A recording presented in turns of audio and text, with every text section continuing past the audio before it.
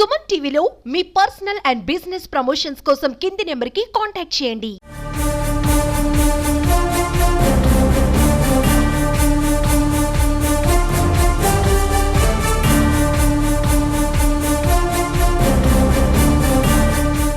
ఈరోజు శోభా నాగిరెడ్డి గారి 16వ జయంతి సందర్భంగా మనము క్రికెట్ గేమ్స్ కానీ కబడ్డీ కానీ ఇట్లాంటి స్పోర్ట్స్ టోర్నమెంట్ అనేది గతంలో ఆర్గనైజ్ చేశాము. ఇది రెండోసారి.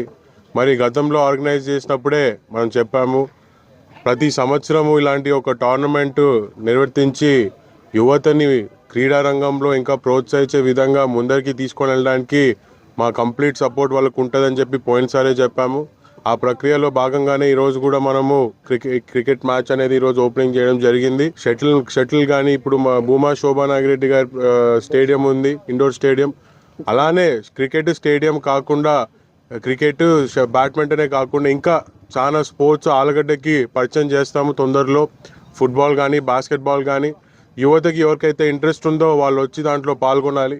అదేవిధంగా యువతని క్రీడా రంగంలో ఎంతో రకంగా ప్రోత్సహించాలని చెప్పి మా అమ్మకి మా నాన్నకి బలంగా ఉండేది. అందుకే ఆ రోజుల్లోనే భూమా బాలరెడ్డి స్టేడియం అని చెప్పి ఎక్కడా స్టేడియం లేనప్పుడు కొత్తగా ఆలగడ్డలోనే భూమా నాగిరెడ్డి గారు స్టేడియం తీసుకొని రావడం జరిగింది. మరి ఆ స్ఫూర్తితోనే ఇందాక నేను చెప్పినట్టుగా ఇంకా ఎన్నో రకాల స్పోర్ట్స్ అనేది ఆలగడ్డకి తీసుకొని వస్తాము. ఈ 5 సంవత్సరాల్లోనే జిల్లాలో ఎక్కడా జరగనంటి విధంగా ఆలగడ్డలో టోర్నమెంట్స్ నిర్వర్తిస్తామని చెప్పి కూడా నేను మీ అందరికీ మాటిస్తున్నాను.